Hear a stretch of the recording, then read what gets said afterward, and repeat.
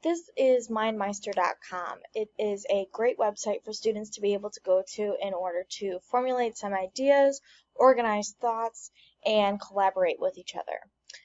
So MindMeister does require all students to make an account, but if your students have Google accounts for the school, you're able to just link those together.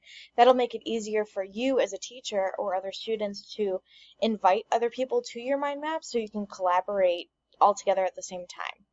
MindMeister has plans that range from free to $12.50 a month. I find the free version very beneficial. I don't see myself needing to get a more expensive version. The only thing that I don't quite care for about the free version is that you only get 3 mind maps to do at the same time. Once you hit 3, you have to upgrade to like a new plan. If you're using it just to formulate thoughts or organize ideas for papers or specific topics you're covering in class, those can either be printed and given to the students right after, so it is something to keep and they can have for a while, or you can just go ahead and delete them right away. So let me show you how MindMeister actually works. There's different charts you can use. The SMART Goals one is actually kind of already formulated. So you have the center topic, which is SMART goals, and then they gave a little icon for it, and then the different components of a SMART goal, and then each of these have notes attached to it to further explain what it all means. And then under SMART goals, again, it has a note describing what SMART goals actually are. So then if you wanted to create your own map, you can just go to the Add button and hit New Mind Map. And you want to start with a central topic. So let's say for the sake of things that the central topic is colors. So if your central topic is colors and you want to add subpoints to it, like actual colors, you can say blue. You could also say red for the sake of things. And it's easy to branch out from it too. So if you wanted to say blue, you could say turquoise is another blue color, right? If I get spelled turquoise.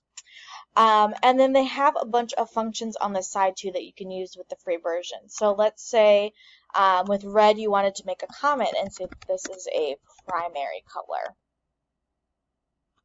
Oh, did it not go through? Try that one more time. It is a primary color. There we go. So you can see who commented it, when they commented, and what the comment was. And then you can comment on somebody's comment. You can also add notes to it. So for blue, we could say like it's also a primary color.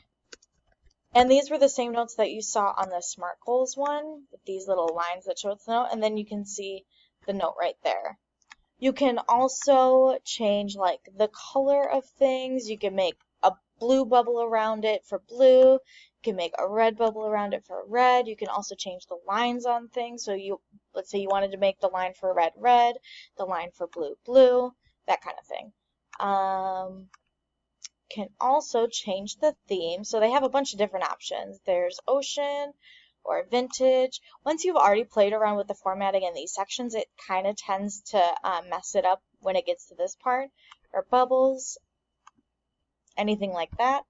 You can also, if you click on it, add the icons that we saw in the SMART Goals. So let's say for blue you wanted to add this little paintbrush. You can add icons to it. Maybe it's to help students remember why that was there or something. And then you can also add emojis if that's something that as a class you need to use.